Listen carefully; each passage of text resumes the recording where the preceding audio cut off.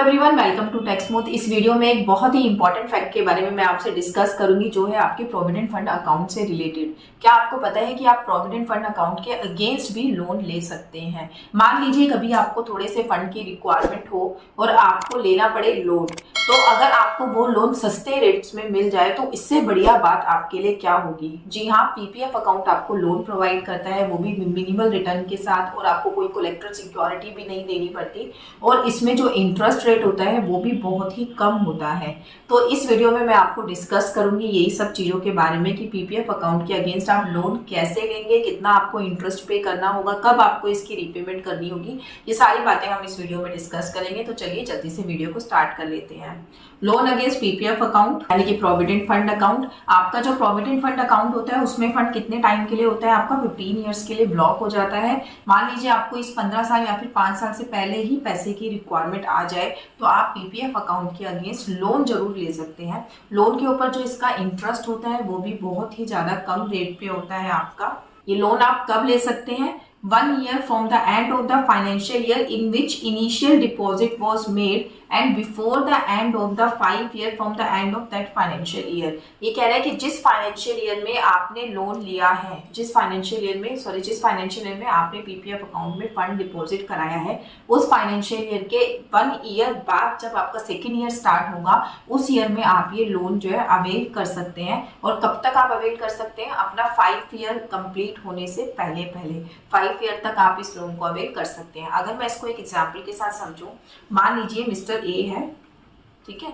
Mister A ने जो अपना पीपीएफ अकाउंट है, पीपीएफ अकाउंट अपना ओपन कराया था 2021 में। इस फाइनेंशियल ईयर के बीच में उन्होंने अपना पीपीएफ अकाउंट ओपन कराया। अब उनको लोन लेना है, तो वो लोन कब ले सकते हैं?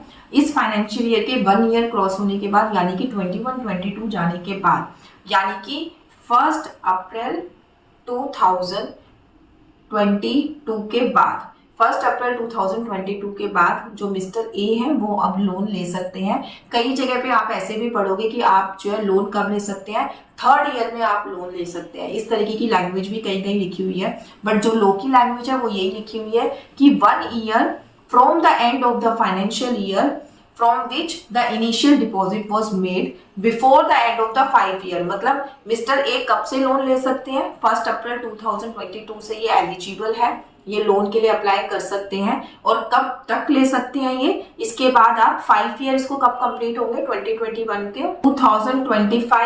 2026 से पहले इस लोन को ये जो है अवेल कर सकते हैं। यानी कि 31 मार्च 2006 से पहले मिस्टर ए को अगर लोन की रिक्वायरमेंट है तो वो ले सकते हैं। और कितने टेन्योर के बाद ले सकते हैं? 1 अप्रैल 22 के बाद इसको ये जो है अवेल कर सकते हैं। अब एक माइंड में क्वेश्चन आता है कि मिस्टर ए कितनी बार लोन ले सकते हैं? इस टेन्योर के बीच में ऐसी कोई टाइम लिमिट नहीं है कि मिस्टर ए एक बार ही लोन ले सकते हैं या 2 बार ही लोन ले सकते हैं। इस टेन्योर के बीच में वो जितनी बार चाहे उतनी बार लोन ले सकते हैं, बट एक फाइनेंशियल ईयर में एक ही बार उनको लोन मिलेगा। अगर उन्होंने एक बार एक फाइनेंशियल ईयर में लोन ले लिया तो जो सेकंड लोन है वो नेक्स्ट फाइनेंशियल ईयर के लिए ही अवेल होंगे, उस सेकंड लोन के लिए। एलिजिबिलिटी क्राइटेरिया एक बार देख लेते हैं। Any regular PPF account holder can apply for loan against the PPF account provided the account is with in the specified time frame, that is between the 3rd and the 6th year of accounts tenure. हमारे case में क्या था? 1 अप्रैल 22 के बाद से लेके 31 मार्च 26 के बीच में वो जो है लोन को अवेल कर सकते हैं। इतना लोन अमाउंट आप ले सकते हैं। The maximum loan amount is limited to 25% of the balance available in the PPF account at the end of second financial year preceding the year in which loan is applied. ये कह रहे हैं जिस year में आपने loan को apply किया है उससे पहले वाले साल को छोड़कर उससे पहले वाले साल के लास्ट डेट पे जो आपका बैलेंस था उसका 25% आप लोन अवेल कर सकते हैं। अगर मैं इसको एग्जाम्पल के साथ देखूं तो मान लीजिए मिस्टर ए ने 22-23 में अपने लोन के लिए अप्लाई किया था, तो कब का उनको अपना अमाउंट देखना है, किसका? वो 25% देखेंगे। तो 22-23 से पहले वाला जो फाइनेंशियल ईयर है वो हो गया आपको 21-22, ठीक है। इससे पहले वाला जो फाइनेंशियल ईयर है वो आपका है 2020-21। तो सेकंड प्रीसीडिंग फाइनेंशियल ईयर आपका ये वाला हो गया। इसकी जो लास्ट डेट है यानी कि 31 मार्च 21 का बैलेंस आपको देखना है, उस बैलेंस का 25% आप लोन अवेल कर सकते हैं। इससे ज्यादा आपको लोन अमाउंट नहीं मिलेगा। नेक्स्ट है आपको ये रीपेमेंट कब करना होगा लोन। जिस दिन आपको ये लोन मिलेगा उसके 36 मंथ के अंदर अंदर आपको इस लोन की रिपेमेंट करनी होगी, यानी कि 3 साल के अंदर अंदर आपको इस लोन की रिपेमेंट करनी होगी। अगर आपने उतने टेन्योर में इसकी रिपेमेंट नहीं करी तो उसके बाद जो इंटरेस्ट रेट है इस लोन के ऊपर वो बढ़ जाता है। तो अब मैं आपको बता देती हूँ कितना इंटरेस्ट रेट आपका इसके ऊपर एप्लीकेबल होता है। The interest rate is just 1% per annum above the PPF interest rate, यानी कि अगर आप मान लीजिए आपके जो पीपीएफ अकाउंट है उसके ऊपर 7.1% आई थिंक अभी रेट चल रहा है, 7.1% आपका चल रहा है। अगर आप लोन लेते हैं तो लोन के लिए आपको इस इंटरेस्ट रेट के ऊपर 1% और एक्स्ट्रा देना पड़ेगा, यानी कि टोटल आपको जो लोन मिल गया वो मिल गया 8.1% पे। ये देखिए 8.1% पे आपको एक अनसिक्योर्ड लोन मिल रहा है, आपको कोई कोलेक्ट्रल सिक्योरिटी इसमें देनी नहीं पड़ रही है और आपको ये शॉर्ट टर्म के लिए 3 साल के लिए लोन मिल रहा है, यानी कि अपनी छोटी मोटी रिक्वायरमेंट के लिए आप पीपीएफ अकाउंट के अगेंस्ट लोन ले सकते हैं। और जब आपका मर्जी आए, मतलब ऐसा नहीं है कि 36 मंथ्स में ही आपको ये लौटाना है, 36 मंथ से पहले 1 महीने में 2 महीने में जब भी आपके पास फंड अरेंज हो आप कभी भी इसको जो है रीपे कर सकते हैं। बट आई सजेस्टेड कि आप 36 मंथ मत क्रॉस करिएगा, क्योंकि उसके बाद आपका जो ये इंटरेस्ट रेट है जो यहाँ पे मैंने 1% बात करी है ये आपका बढ़ के हो जाएगा 6% प्लस 7.1%। और ये कब से होगा? जब आपने लोन लिया था उस डेट से आपका ये अमाउंट स्टार्ट हो जाएगा इंटरेस्ट का। यानी कि अगर आपने लोन रिपे करने में 36 मंथ से ज्यादा कर दिए तो जहां आपको 1% पे करना पड़ रहा था वहां आपको 6% पे करना पड़ सकता है फॉर वोल टेन्योर। लोन कब तक आप कितनी बार आप लोन को ले सकते हैं? इसमें है कि एक लोन आप जो है एक फाइनेंशियल ईयर में एक ही बार आप लोन ले सकते हैं। अगर आपको सेकंड लोन भी अवेल करना है तो आप सेकंड फाइनेंशियल ईयर में ले सकते हैं। बट द थिंग इज कि जो पहले वाला लोन है आपका वो रीपे हो जाना चाहिए। इसका मतलब है एक लोन अगर आपका ऑलरेडी चल रहा है तो आप दूसरे लोन के लिए अप्लाई नहीं कर सकते, पहले आपको वो पहले वाला लोन रीपे करना है, फिर उसके बाद नेक्स्ट फाइनेंशियल ईयर में या उसने नेक्स्ट फाइनेंशियल ईयर में आप सेकंड लोन के लिए अप्लाई कर सकते हैं। बट जो वो टेन्योर है, जो टाइम पीरियड है, वो आपके पीपीएफ अकाउंट जब आपका ओपन हुआ था उससे 5 ईयर्स क्रॉस नहीं होना चाहिए। 5 ईयर के अंदर अंदर ही आप वो लोन जो है अवेल कर सकते हैं। इसका मतलब इन जनरल टर्म में अगर मैं बात करूं कि अगर आपने रिसेंटली अपना पीपीएफ अकाउंट ओपन कराया है, आपके पीपीएफ अकाउंट का अगर 5 साल कंप्लीट नहीं हुए हैं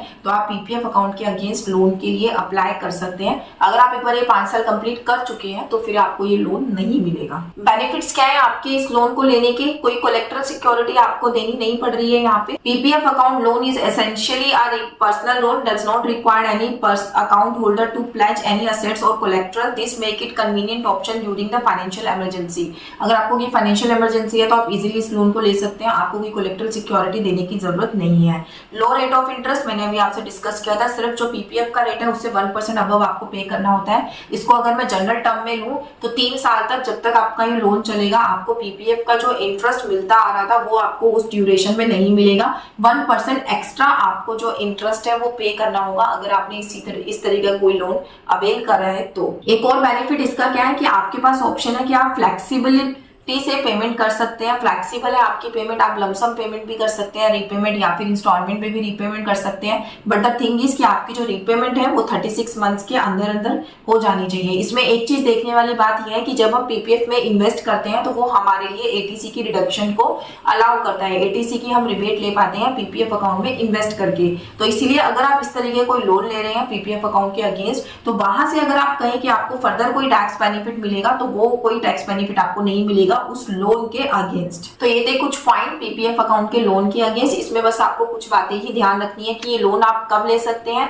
लोन आप ले सकते हैं आपका जो जब आपने पीपीएफ अकाउंट ओपन कराया था उसके 3rd ईयर से लेकर 5th ईयर के बीच में आप इस लोन को अवेल कर सकते हैं। आपको ये लोन प्रीपे करना होगा 36 मंथ्स के अंदर अंदर। लोन का रेट ऑफ इंटरेस्ट आपका 1% रहता है। अगर आपने 36 मंथ्स में पेमेंट नहीं करी तो ये इंक्रीज होकर आपका 6% हो सकता है। अपार्ट फ्रॉम दिस जो आप ये लोन ले रहे हैं इसकी कहीं पर भी आपको टैक्स बेनिफिट नहीं मिलेगा, इसका आपको कोई कोलेक्ट्रल सिक्योरिटी देने की जरूरत नहीं है। इन शॉर्ट अगर मैं बात कहूँ कि अगर आपकी छोटी मोटी फाइनेंशियल इमरजेंसी है तो आप पीपीएफ लोन के लिए अप्लाई कर सकते हैं। इसको आप धीरे धीरे इंस्टॉलमेंट में या लमसम पे कर सकते हैं 36 मंथ्स के अंदर अंदर। एक चीज और, अगर मान लीजिए आप इस लोन को रीपे नहीं कर पाते या फिर जो उसके ऊपर इंटरेस्ट है वो आप रीपे नहीं कर कर पाते तो जो आपका पीपीएफ अकाउंट का बैलेंस है उससे ये लोन एडजस्ट कर लिया जाएगा 36 मंथ्स के बाद, अगर आप इसकी रीपेमेंट को नहीं कर पाते ऑन टाइम तो।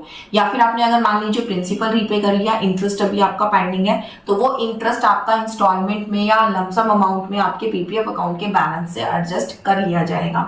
अब एक यहाँ पे क्वेश्चन आता है कि आप इस लोन के लिए अप्लाई कैसे करेंगे। तो यहाँ पर जहां पर भी आपका पीपीएफ अकाउंट है वहां आपको विजिट करना है, वहां से एक फॉर्म आपका इसके लिए एप्लीकेबल होता है, फॉर्म डी आपको वहां से कलेक्ट करना है, फॉर्म डी को आपको भरना है, उसमें आपको अटैचमेंट्स लगानी है। अटैचमेंट्स का जो मेजर पार्ट है अटैचमेंट का वो है आपका पीपीएफ की पासबुक वहां पे आपको जरूर अटैच करनी होती है अपनी क्रेडिट वर्दीनेस को दिखाने के लिए कि इतना मेरा पीपीएफ में अभी ऑलरेडी अमाउंट है तो मैं इजीली कैपेबल हूँ इस लोन को रीपे करने के लिए।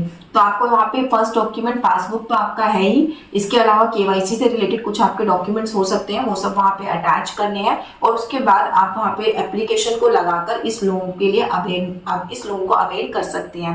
फॉर्म डी आपका कैसा नजर आता है वो भी मैं भी आपसे डिस्कस कर लेती हूँ। अगर यही आपकी जो पीपीएफ अकाउंट है वो अगर पोस्ट ऑफिस में खुला हुआ है तो वहां पर आपका फॉर्म डी एप्लीकेबल नहीं होता, वहां पर जो आपका फॉर्म होता है वो है आपका form SB7C।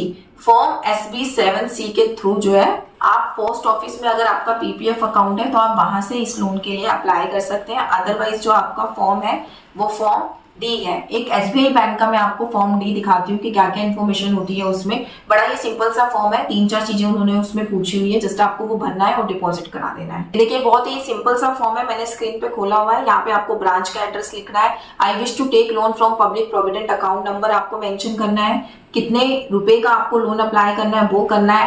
I had taken a loan this much on this date, अगर आपने कोई पहले से लोन ले रखा है तो उसकी इन्फॉर्मेशन आपको देनी है। Certified the amount sought to be withdrawn is required for the use of, अगर आप माइनर के लिए माइनर का पीपीएफ अकाउंट है आप फंड विड्रॉ कर रहे हैं तो यहाँ पे थर्ड पॉइंट आपको फिल करना है, अदरवाइज नहीं करना है। फिर उसके बाद पासबुक आप एनक्लोज कर रहे हैं वो सब मेंशन करना है यहाँ पे।